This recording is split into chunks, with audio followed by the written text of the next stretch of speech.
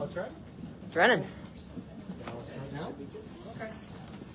Should I have to use the Microphone is probably going to help. microphone? Okay. All right, good evening, everyone. We're going to get started tonight. Thanks for waiting for us while we got the microphones and the computers set up. My name is Mike Larkin. I'm one of the ACT board officers. I want to thank you all for coming tonight to this event with Thom of Trains Are Awesome. If you haven't seen the YouTube page yet, you should, because it's a lot of fun. But before we get into tonight's meeting, I want to update everyone on the various activities that have been going on since the year started. It's been busy since the beginning of the new year. Our 355 bus lane campaign is still ongoing. The western end of the red line, closer towards Bethesda and North Bethesda, the red line is going to be closed on that end this coming summer for Purple Line construction, also Vermont capital improvements. As of now, due to the work of ACT volunteers, such as my friend here, Mackenzie, Ben Ross, 416 emails have gone out to state legislators in Annapolis to tell them that I actually was only out there once. I was busy doing other things, so don't quote me. But have gone out to legislators in Annapolis saying that we're going to need dedicated bus lanes throughout the summer during the shutdown to make sure bus riders are not stuck in traffic this summer. This is another golden opportunity to show what dedicated transit priority can do for residents when it's allowed to work. So that campaign is ongoing. And we got a response from Maryland State Highway. There's going to be a public hearing in April. I don't know when in April and where, but when there is, we'll let people know, where they will take comments on what's going on. Because, of course, they need to balance, in quotes, everyone's needs. So we are going to need ACT members and transit advocates to make sure that the balance tips in favor of transit riders. So look out for communications when the time comes for that. This is also budget season. And Action Committee for Transit is very active in budget season. Pretty much, this is the time to show that the county has to value transit in the budget. Last night, Action Committee for Transit was at the Montgomery County's capital budget hearing, and our primary ask was, you cannot keep telling residents to wait for the entire build-out of bus rapid transit. You must have transit frequency soon. So that is our main ask all throughout the budget season. The other main ask that we have is about the Purple Line. The Purple Line is now over 80% complete, I think 87% complete. So after many years of pain, we're reaching the point where we can actually start to think about the freedom that this transit line is going to provide. It's no longer some theoretical concept. However, the county is still debating something very basic: sidewalks. We are fighting to make sure all the sidewalks are fully funded, and also we don't want to hear anything about stranger danger. This came up in the summer in regards to the Tacoma-Langley sidewalks. There's going to be Purple Line station at Tacoma-Langley, and the sidewalks that are needed within a half-mile buffer of the station, we're having a fight about stranger danger. Last night I told the council, listen, stranger danger is all about excluding and demeaning human beings. And I think in the year 2026 it's time to just say, that's time for, we're not going back to that exclusionary era.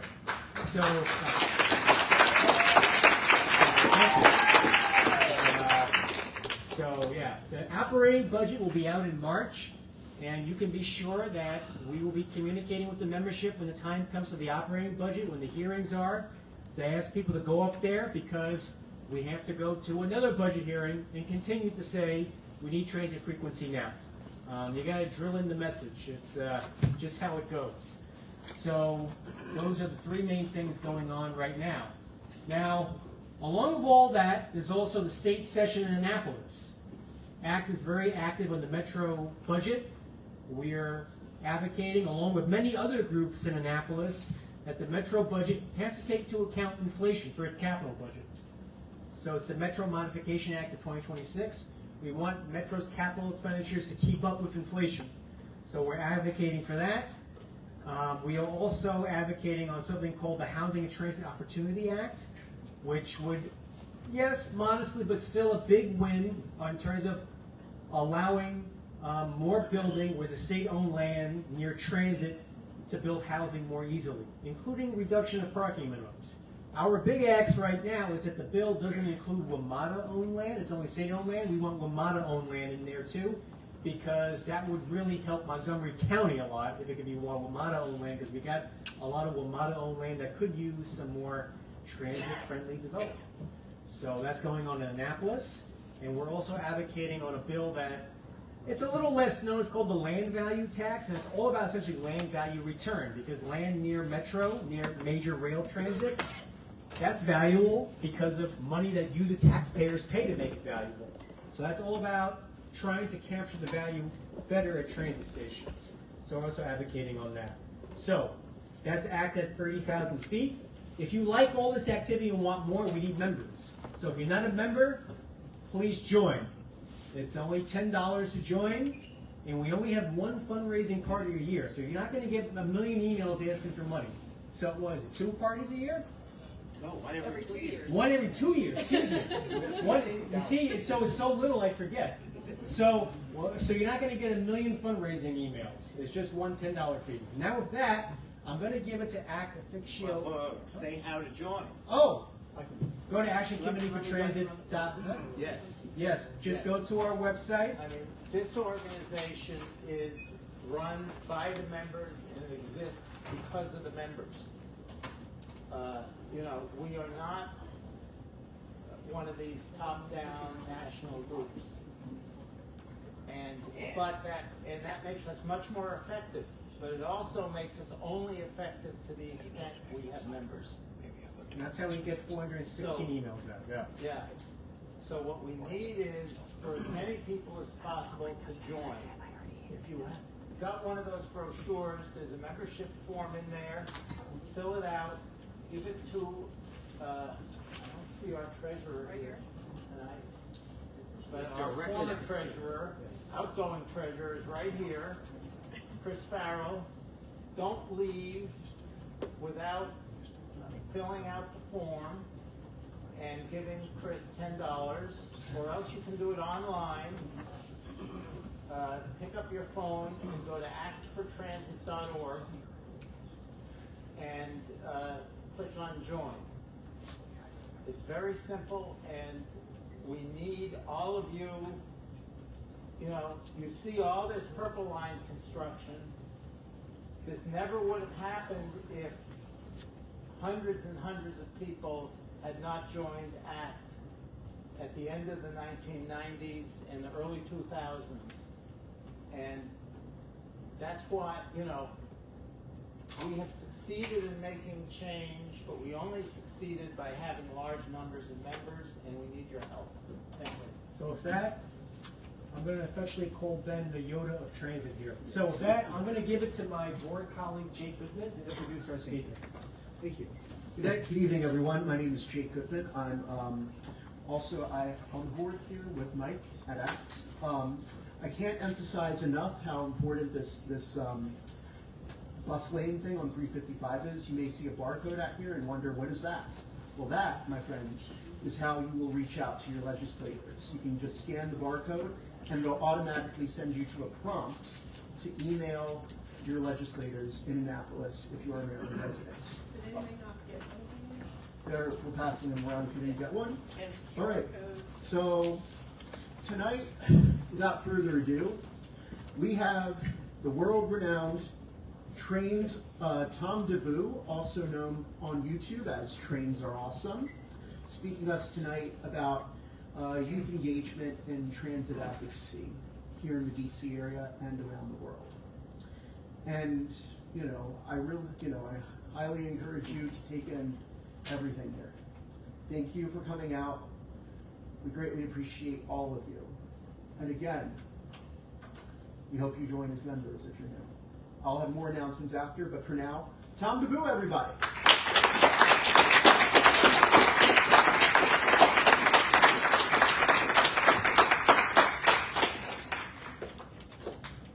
Keep clapping, I'm still plugging in my laptop. And now her song. Well, hello everyone.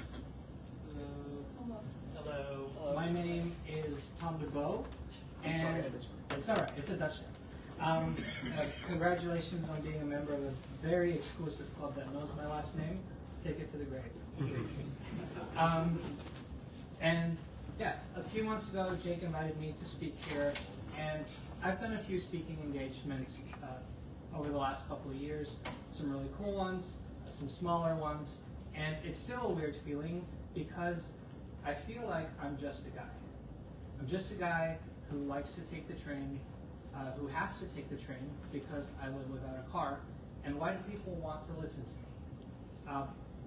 People do want to listen to me, and today I'm going to show our young people how to become people that people want to listen to. Because the subject of our conversation today is revisioning the greater DC transit network through a youth transit advocacy lens. And I'm very happy to see a mix of generations in the room today. I'm especially happy that even though it is a school night, some of our young people came out today. So thank you for being here.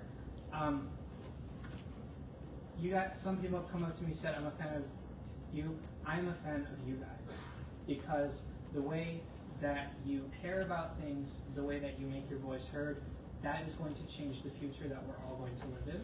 And so today, we're just going to talk about why your voice is important, older people, why their voice is important, and how we can amplify that. You're good? Yeah. Okay. So there are two important questions. They're very simple. Actually, third question. When I stand here, can you guys see okay? I'm not walking. Okay. Question number 2. We were fiddling with the lights earlier, but we'll see. So the first question is, why involve young people? And the second question is, how do you involve young people? Now, one of these questions has a very easy answer. How? So growing up, I was part of a youth group at my church, and whenever they wanted us to do something, they would order pizza. So all Ramona has to do is buy every young person in the DMV their own pizza, and we're going to have the best transit system in the country.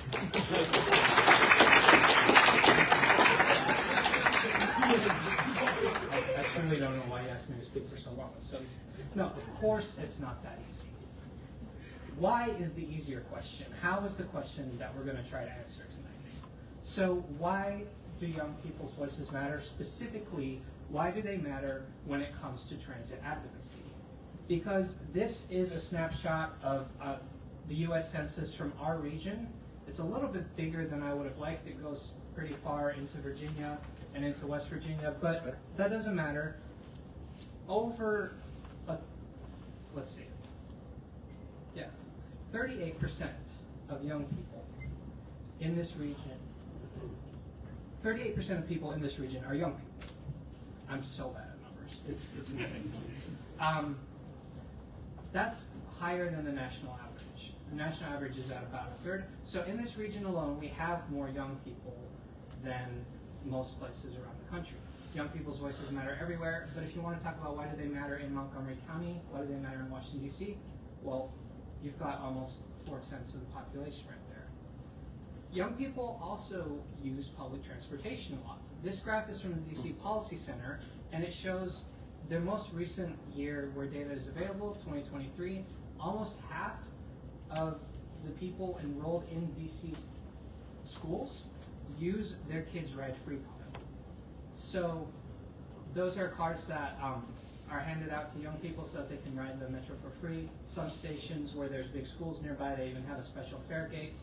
And so when you see that half of the kids have one of those cards, it means that transit ridership is incredibly high among that demographic. I think most of us have had experiences on the metro or metro bus that would kind of corroborate that, right? I just did coming over here. It makes sense because for young people, transit equals freedom. What do I mean by that? Well, there's this old American saying that like the automobile, the car, is the true bastion of American freedom. Nothing is freer than when you have your own car. And I'm sure that that feeling might apply to some of you here today, and that is perfectly fine. But I just want to mention that that is a kind of freedom that only comes to somebody who is privileged. when you have the privilege to be able to afford a vehicle, to be able to maintain a vehicle, or in the case of our demographic today, to even be able to drive a vehicle. So in the United States, what kids can, in some states you can drive at like 14, right? Start Michigan. in South Michigan. Dakota. And it's Montana. Cool. So like my European brain kind of melts thinking about the 14-year-olds I know getting behind the wheel. But because it's 18 for us. But your life starts before 14, 15, 16. Here's mine did. And you go to school, you might want to go shopping with friends, you might play sports, you might have a job at some point, and even if you graduate to the age where you can get a driver's license, not every child is in the position where they have access to their own vehicle to run their own errands and meet their own responsibilities. So by having a good public transportation system, it gives youth, it gives children the opportunity to pursue extracurriculars, to pursue their education, to go to social places and spend time with friends without either having to have the financial burden or of driving a car or burdening their parents to drive them around places. Second, the youth is the future. And this is very literal. Like, the people that are going to be around the longest from this point on are the people that are the youngest right now, generally.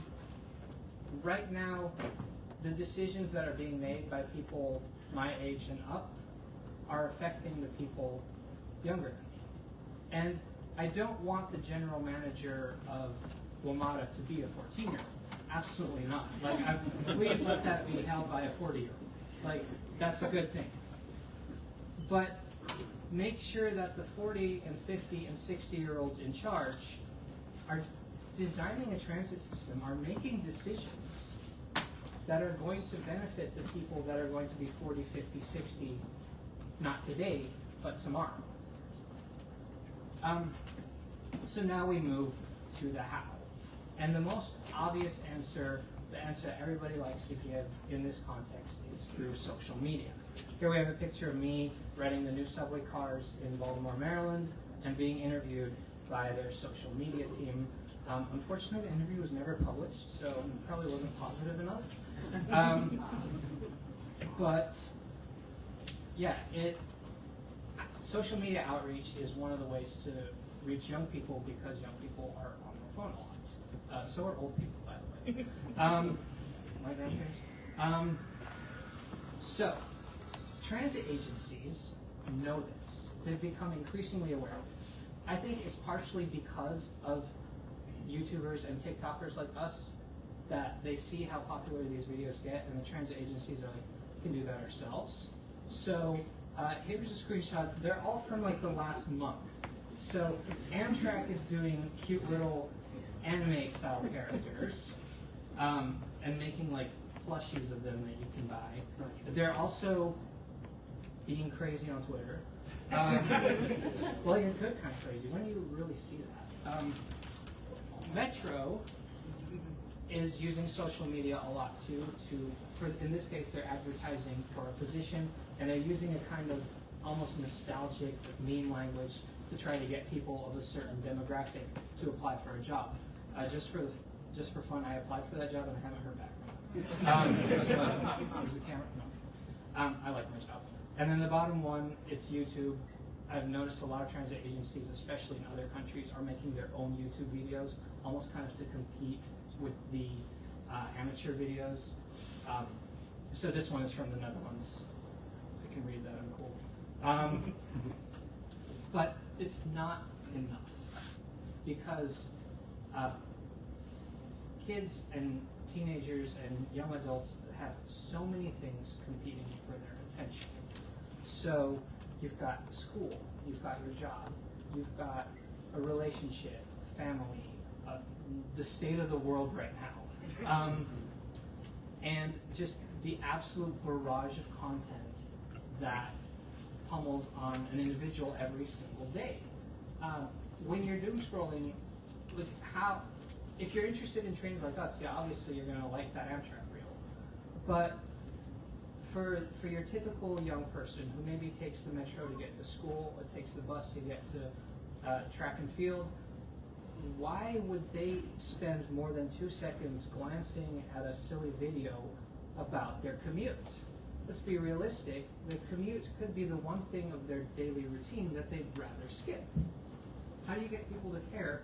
Well, one strategy is to not just produce social media for people, but to have people in the process of the production.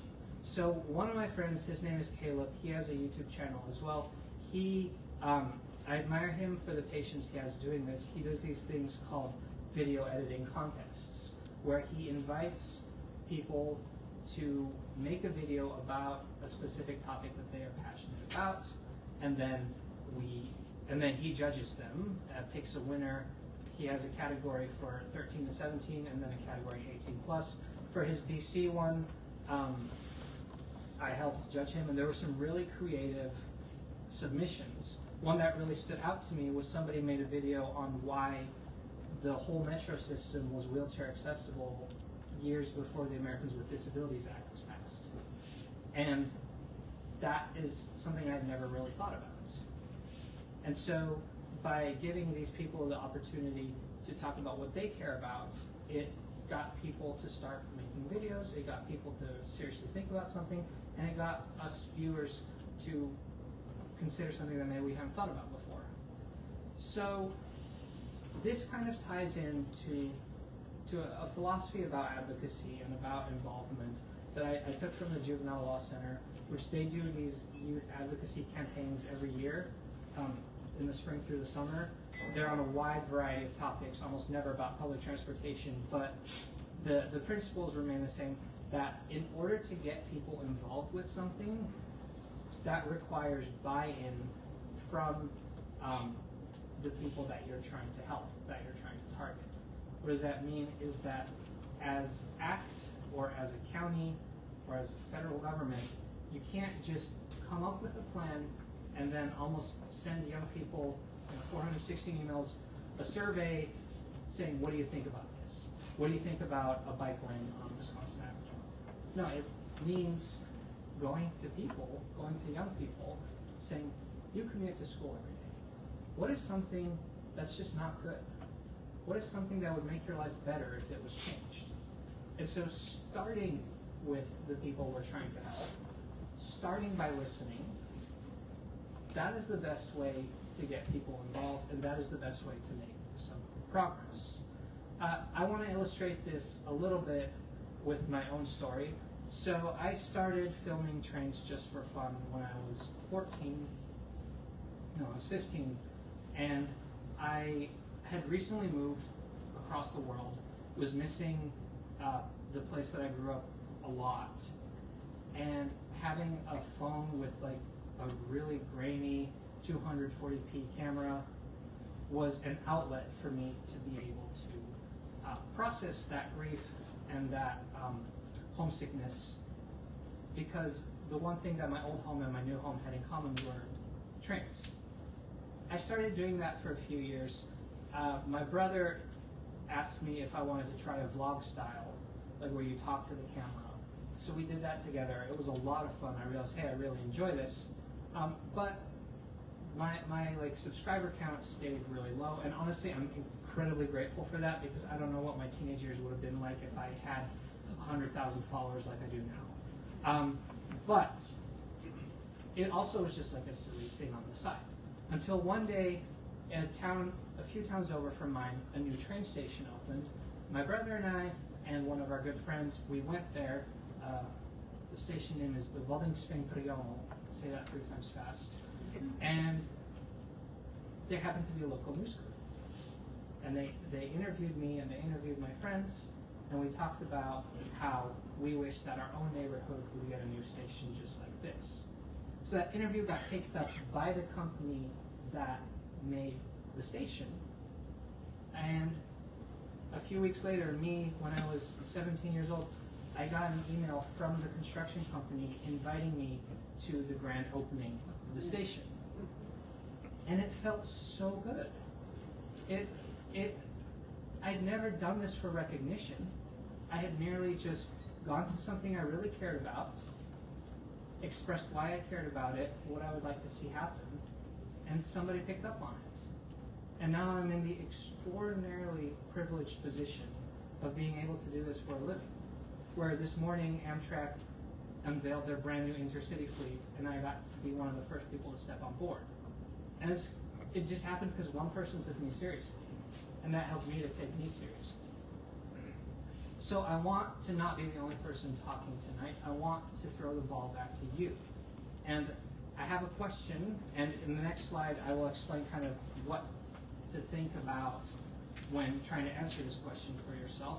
But the question is, what issue areas matter to you? Specifically about public transportation. So things to think about when thinking about an answer: where do you need to go regularly? What's the hardest part of getting there? And what's something good that you've seen somewhere else that you think might work? So I want to ask the people maybe under 20 first, and then we can move on to the people a little over 20. Because we only have one functioning mic, if you could either repeat what they say or have them come up to the mic. Okay, I'll just repeat. So take a minute.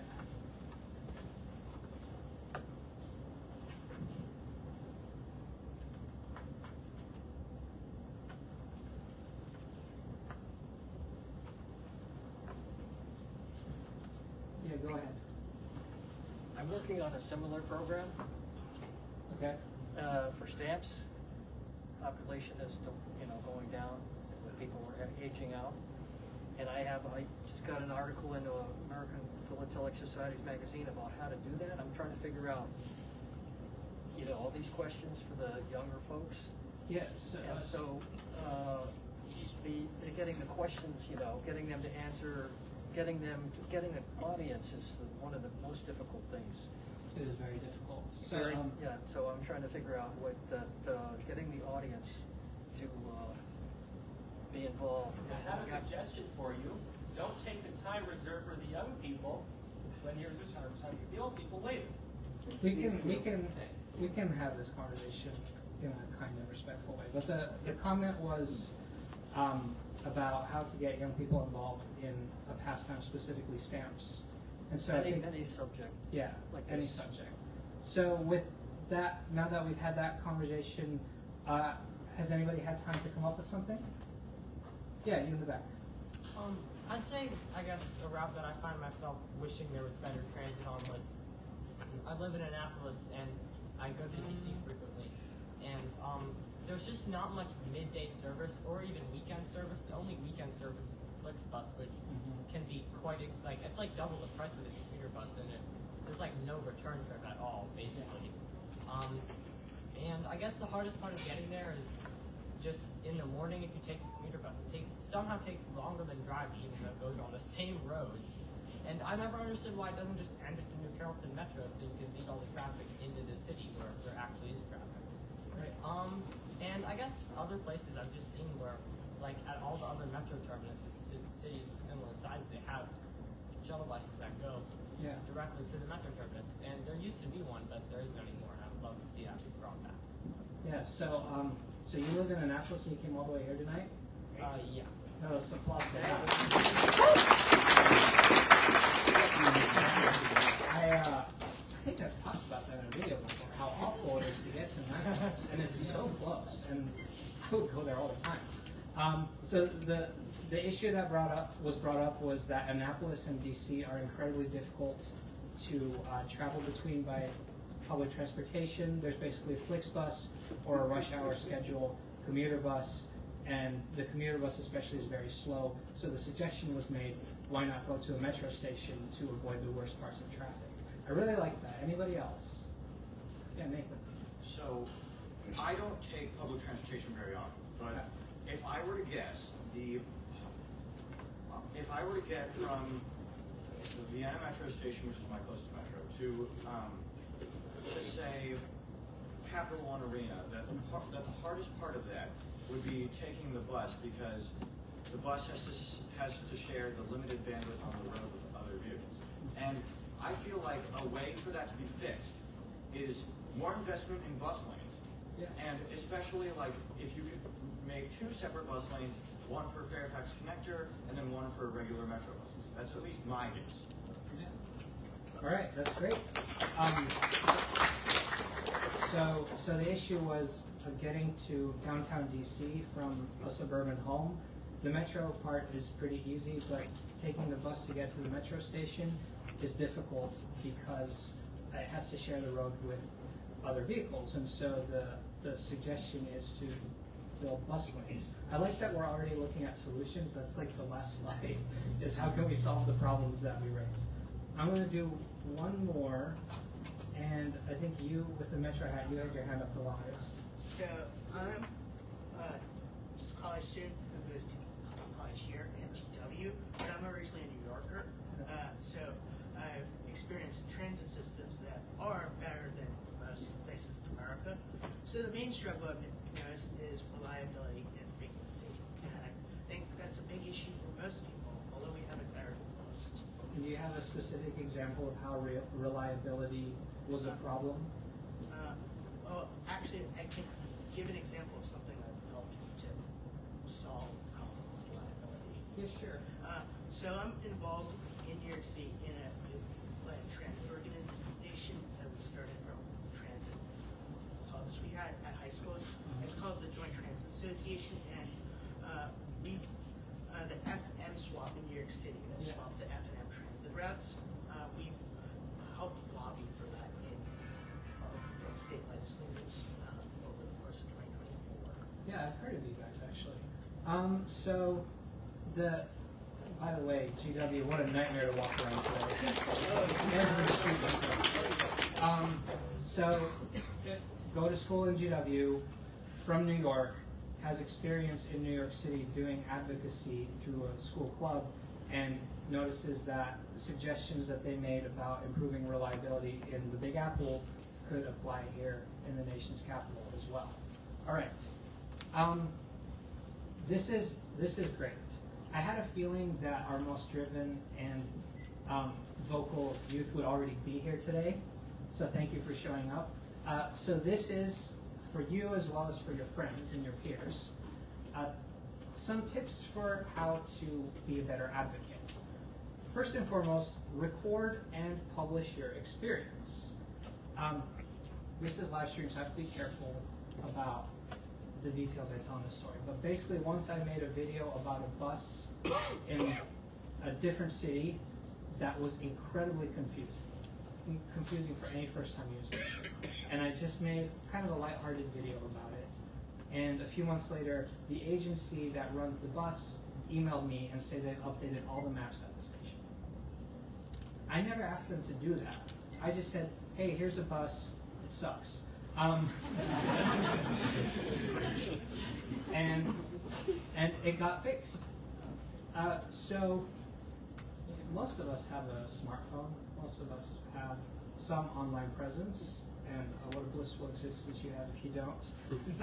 But that is a great avenue. That is a great way to channel your experiences, and chances are somebody's experienced what you experience. Attend events like this one. ACT meets, you guys meet every month, right? Every month. Every month. Second Tuesday. Second Tuesday of every month. And that's not too much of a commitment.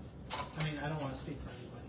But if you're local, if that's something that you are able to do, that is one of the things that you can consider. If your school has a club like the Joint Tech Association, Transit Association, there used to be tech in the name, right? So essentially, it was a combination of Brooklyn Tech's Transit Association and Stuyvesant's Transit Association. I guess I went to Stuyvesant. Yeah. So we basically joined forces and formed the Joint Transit Association. So there's been a lot of name changes, and that's why I got confused. Yeah, be a part of that. A huge part of advocacy, and this is a hard part because we all have pride and we all have egos, is to be open to learn and to listen. And this message is especially for the adults. It starts when you're young. You don't know it. I don't know everything. And the best way for me to care about something that I don't know everything about is to learn as much as I can about it. People tell me, they're like, wow, you know so much about what you're talking about. I didn't just lick my finger and stick it in the air and be like, oh yeah, now I know everything. And that's research. Research is really important, and I'm a little bit scared of what the future research will look like as it becomes easier and easier to take in information, but also to take in false information. So be incredibly diligent about what you learn, where you learn it from, and how you spread it. And kind of tying into attend events, get other people involved. Chances are most of your friends in school are not going to care about the Metro. And they don't need to care to the level of them knowing what a 7000 series is. But if they care about the platform at NOMA not being slippery, like that's a good start. Now for the 20 plusers in the room, I'm calling out they for a sec, but by they I really mean society. What does everybody else need to do to listen to young people? It's really silly, but I think we overlook younger people's perspectives because they don't have the experience and perhaps the wisdom that we do. I noted that this was especially true for me as a teenager, and it sometimes almost felt like I wasn't heard at all just because of my age. And I think we've all experienced that, and then we grow up and we kind of move away from remembering that, and we see teenagers acting really annoying. We're like, ugh. But to try to mentally step out of that and approach a conversation with a young person as genuine, to be like, okay, you have concerns in your life, and so I want to hear what they are. And this requires a huge culture shift, and we can't just change the culture overnight. That we live in a culture, and it's not just America, it's the Netherlands, it's everywhere, where the voices of young people are sometimes disregarded. And like I said, we can't change that overnight, but we can change that personally. We can change that in our own interactions. And that doesn't mean that every conversation will be good or fruitful. Some people are brats. But if you try, opens the door for other people to try and to care. Okay, so this is the last part of tonight. The title was Revisioning the DC Transit Network. And so I thought of some ideas that I, as a 26-year-old, think would help a 16-year-old. One of those ideas would be dispatching buses and designing like the physical buses to better meet school demand. So I've been on bus routes that like school lets out and it becomes super crowded, and it takes forever for everybody to tap in. The driver gets frustrated, other passengers get frustrated, and the next bus is not for 20 minutes, so yeah, they're going to get on this bus. What if we had buses with more doors? It's possible. European articulated buses have 3 or 4 doors. What if the school schedule is the same every day, so what if we ran 5, 6, 7 buses out when school is letting out to capture that demand? That requires serious changes. It requires like scheduling and money, but I think it's one of the things that's worth it. It's unfortunate that WMATA just got rid of their school bus routes in DC. They kind of did that quietly during Better Bus. This credit for this idea goes entirely to my amazing wife, Lindsay, who is here tonight.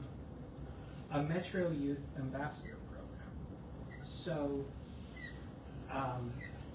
having young people who already kind of care about the Metro, perhaps like some of you, to be like a Metro Ambassador, they give you a cool shirt, they give you swag to hang out to your classmates, and in return, you tell the kids at your school about important stuff that's going on, like construction and other things.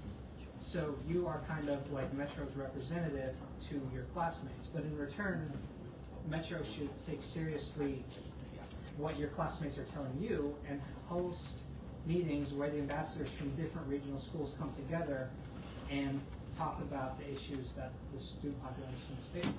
I think this is a program that would require very little capital, that would be incredibly effective really quickly, and obviously that's why Lindsay came up with this.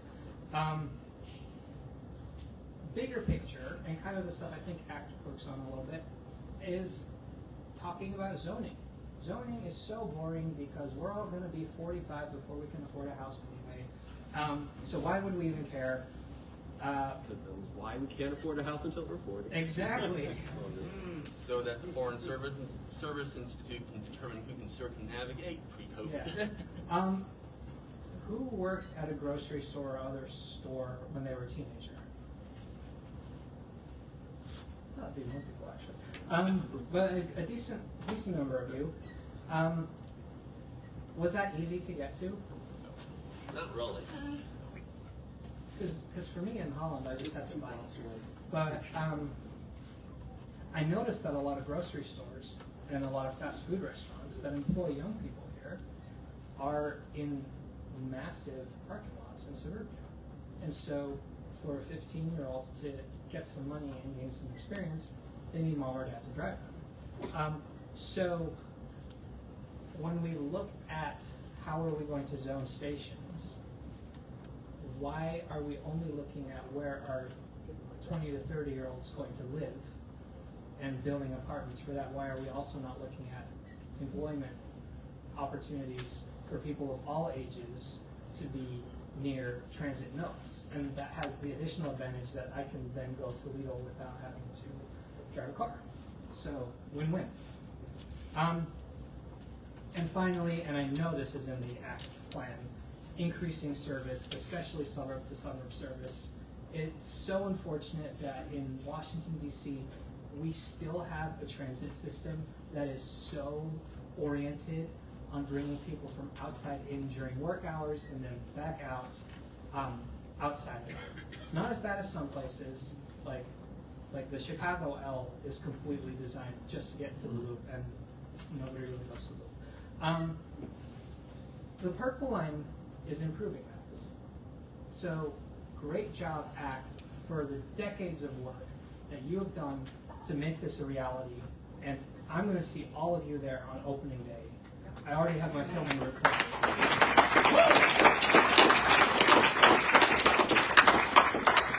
What the Purple Line is going to do is this: there's a gym that does a particular sport in Bethesda that a teenager in Tacoma likes.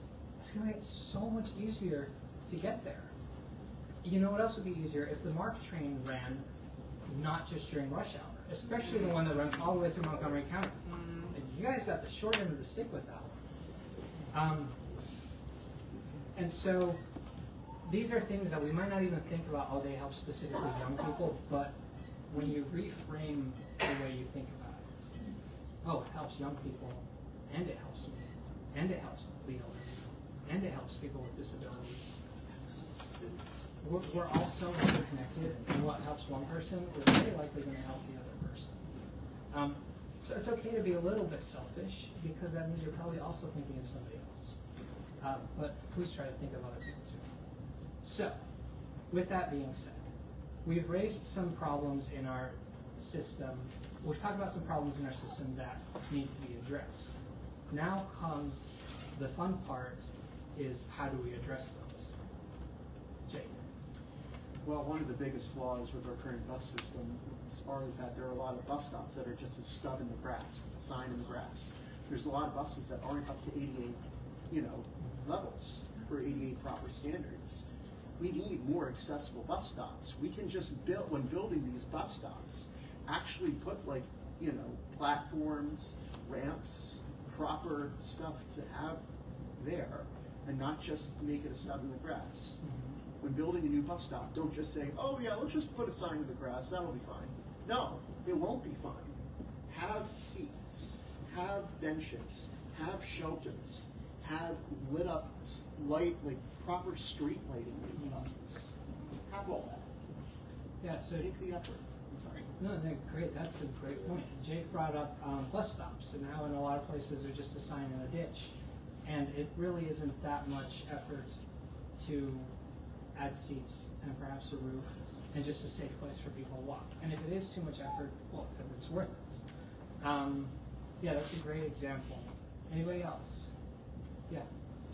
I think that running more marked service, especially during the middays, and like even if you want to make like the small step, is like if you look at the marked headline schedule, even as like a very doable step, if you try and take some of those express services, and especially in the evening coming from Baltimore, there's trains that just skip stops for no reason. Just even making those small changes to the off-peak schedule and better utilizing those trains will make it so much easier for people to make those interregional trips. Yeah. And that's not even saying like running more service on the Camden and the Camden and the Brunswick line.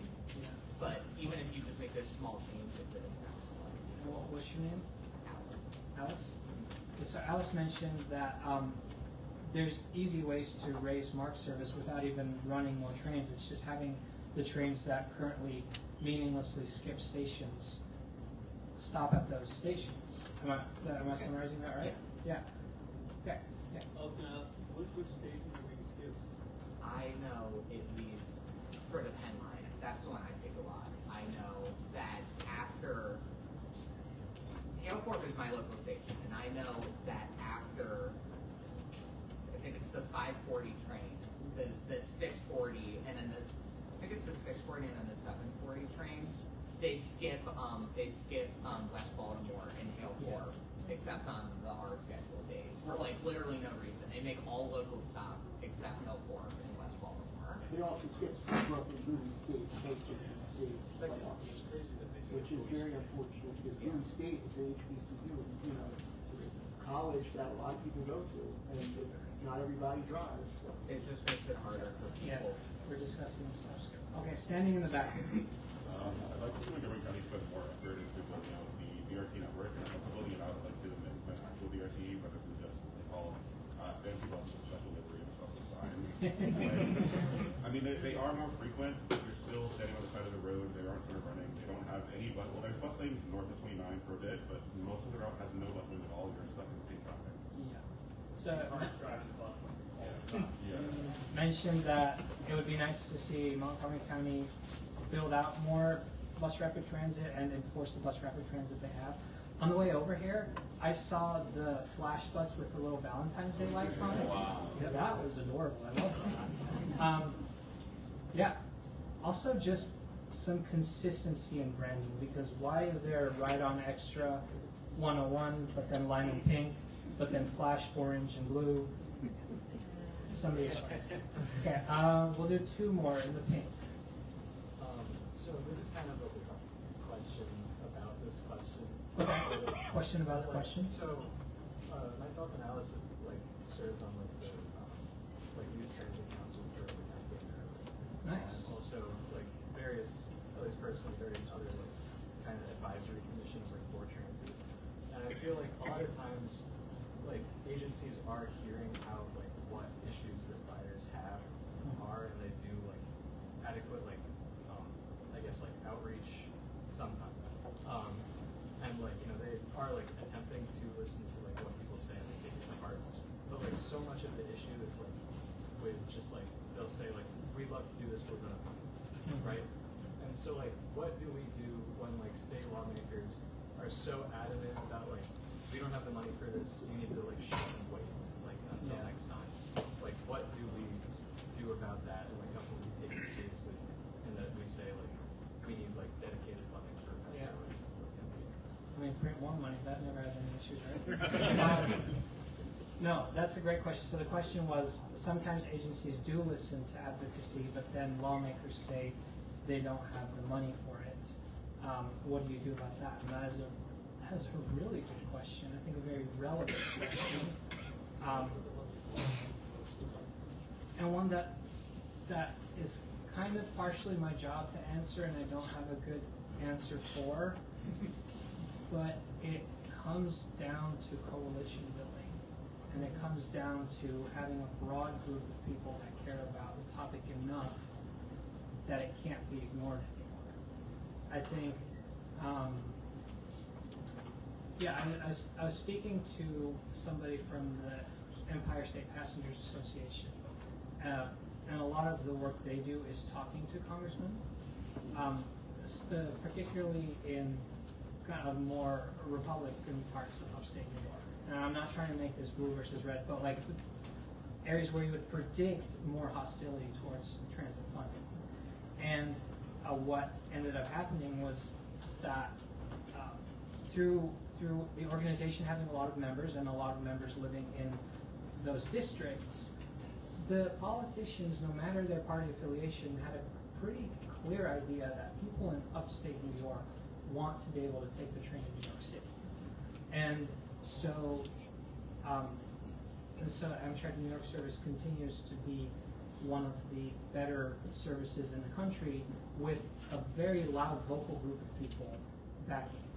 And so it's a slow process and it's a tedious process. That's kind of the best answer I can give you. I wanted to do one more. Tom, I just want to let you know, we actually have about 8 minutes left to have a little, so if you wanted to go longer, you could, Tom. So, yeah. Were we doing a Q&A at the end, or?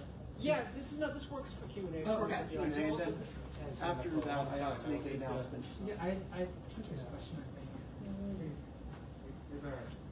So, I guess one thing I want to see is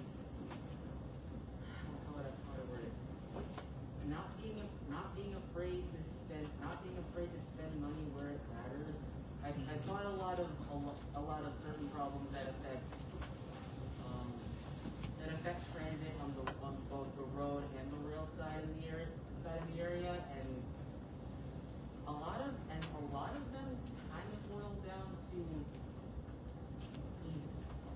down to there not being enough equipment for certain things, like Alex, we're mentioning this. You're mentioning how certain MARC trains skip stops on the Penn line. I think the reason for that is basically repositioning moves, because they don't have enough trains to cover anything if something goes wrong. And I think back to a lot of the MARC proposals, like do we extend weekend service on the Camden and Brunswick lines, or do we extend to Cumberland, or do we extend up to Newark, Delaware, and I just keep thinking all of these are good. I think all of them should be done. Do we have enough to actually provide for it? And I think that's something that should be considered alongside all these proposals. I mean, it's always interesting to put that into context. Obviously, you have to be good stewards of public funds, and that means difficult decisions. At the same time, especially when it comes to this subject, sometimes we act like this is a nation that collectively is in extreme poverty, and there are people in extreme poverty, but this country's pretty excessively wealthy. Like, it's all a matter of priorities. Like, if we wanted to buy 1,000 new MARC trains, like, that money would be there somewhere. So, like I said, you have to be very careful about how you steward public money. But I think we need to reframe the conversation and stop thinking purely a scarcity mindset, and kind of come to terms with reality, that it's all about preferences and not necessarily just about numbers. And that MARC future plan, by the time that's implemented, my grandkids will no longer be the target age for this presentation. So, yeah. You in the white shirt. Well, I think that the transfers between Metro and Railroad are terrible right now, because a lot of them are in Rockville, where I used to go through Earl. Yeah. Has pulled up. Yeah, that's a great issue. So transfers between Metro and commuter rail are terrible because to transfer you have to go through tunnels which feel unsafe and can be unsafe. That's a great issue, and perhaps one that a simple solution like better lights or artwork made by kids could solve. Like that's some of the cool stuff they're doing on the purple line. I think in the orange you had. Yeah, the circulator and the streetcar. I would like the circulator to be brought back, and then the streetcar to not be killed and actually be what it was supposed to be in the first place. Can we be best friends, please? So,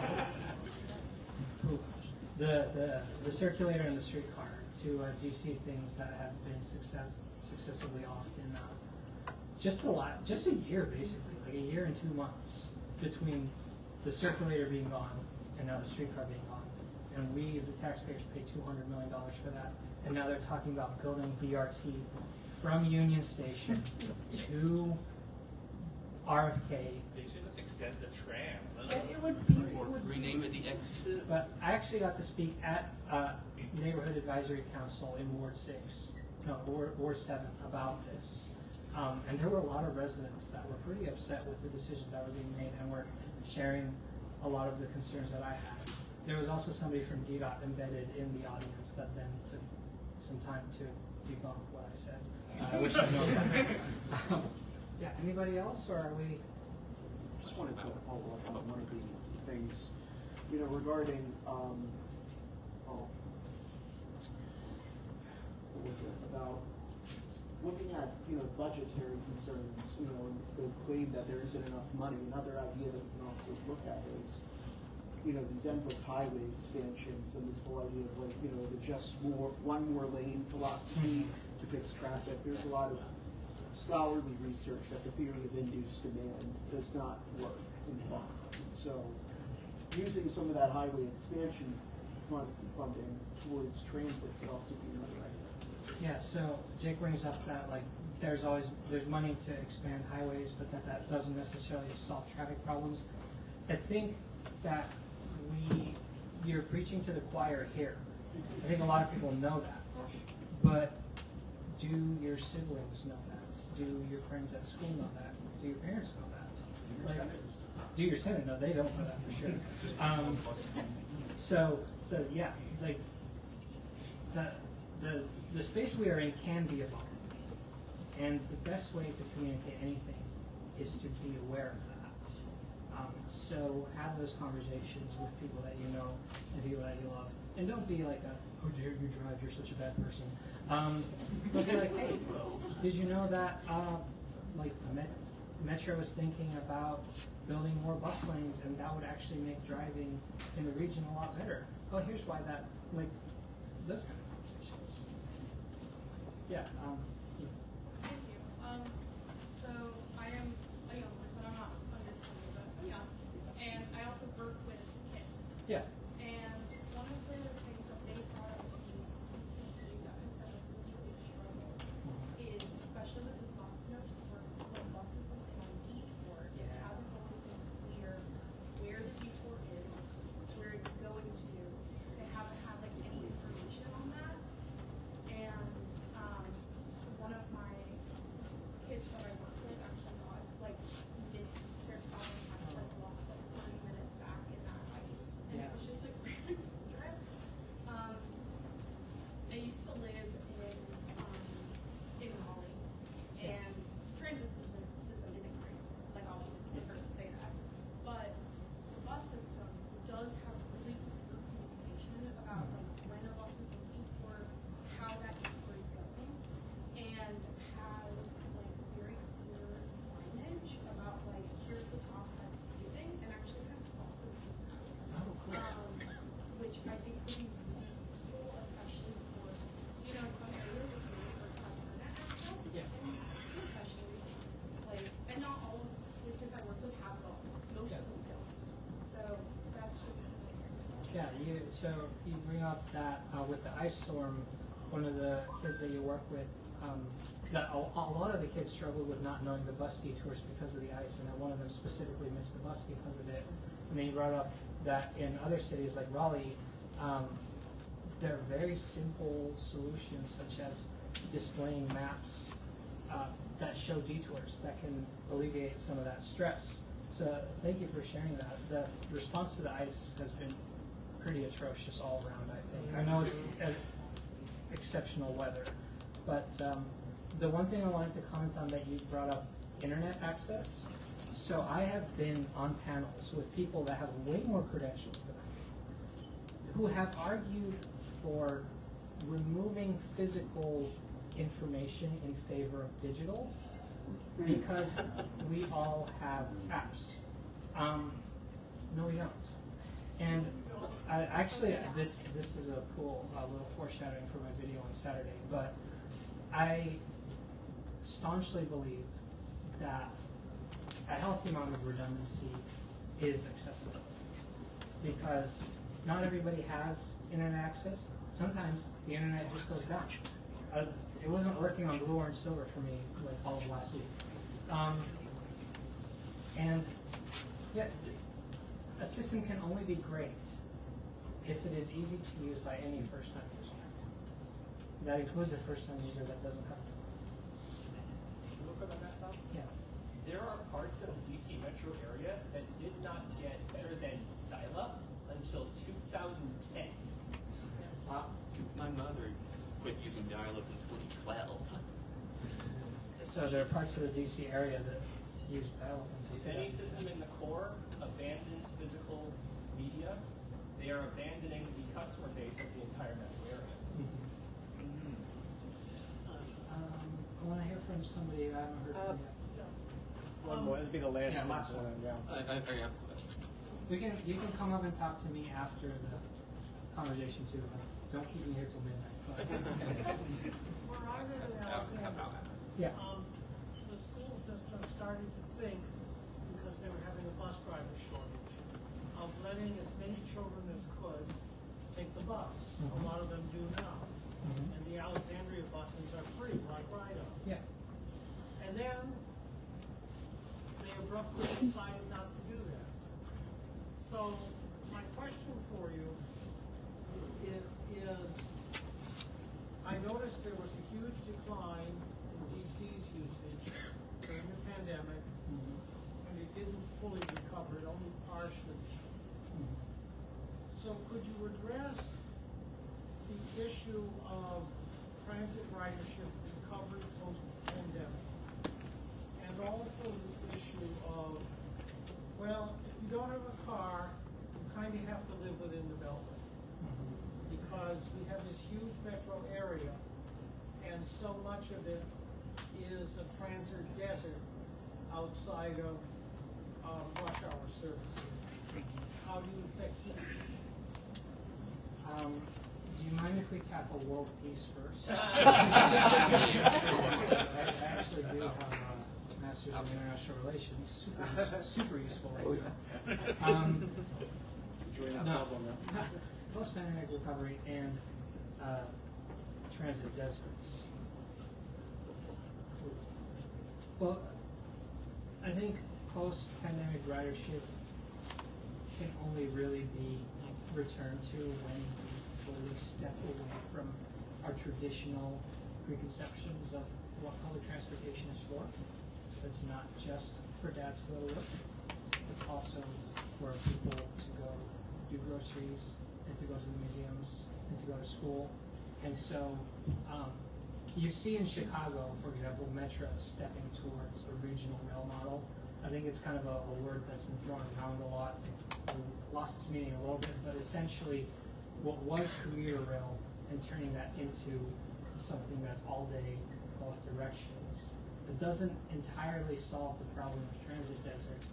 I think while it's good to advocate for more access and universal access, a slight dose of realism can be helpful, that there are extremely far-flung places where it might be borderline irresponsible to fund frequent service to serve those.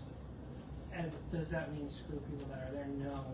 I think the best, and I want to be really careful because I really don't want to say some communities deserve transit, some don't. Everybody deserves to be able to move with the freedom that, like, we all enjoy. Like, everybody deserves to have the same freedom to move around. I think a big part of that is creating opportunities for people to live in places that are more accessible. I think I'm incredibly privileged to live where I live, and I can only afford that because I don't have a car. If you're stuck in this cycle of car ownership and you want to get out of that, we need to address that. And I think that's That's it. I got to be. the time we have for today. But once again, come up and talk to me after. Thank you for listening to me. Thank you for coming out on the first nice night we've had with this nice. Give it up for Thom to go, everybody.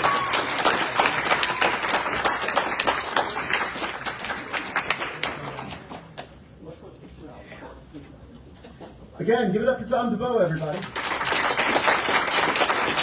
Right. A couple more things before we close out here. So, we have started, well, we technically started this a year ago, but we didn't really have much traction, so we're getting it back now. And especially with all of y'all in the room, it's good to announce this. We are starting transit subcommittees, focus subcommittees on various areas to improve transit here in Montgomery County, so we can actually take more action.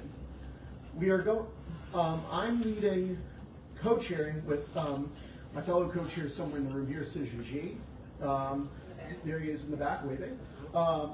We're chairing the bus reliability improvement subcommittee, and then there's also going to be, we haven't fully quite figured out who's leading it yet, the MARC improvement subcommittee. And then we are also, this year, for election year, we have a transit scorecard group that'll focus on the transit scorecard. Every election cycle, primarily midterms, local and state elections, we have a transit scorecard for county and state elections to score all the candidates on areas of transit and improvement concerns. So, if anybody is interested in signing up, feel free to pass around the sign-up sheet and put your name, email, phone, and what committee you're interested in, or the transit, or the scorecard you're writing. Thank you.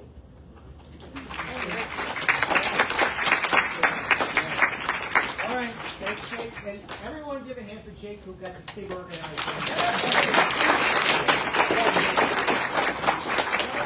All right. If you'd like to show up, please join Action Committee for Transit.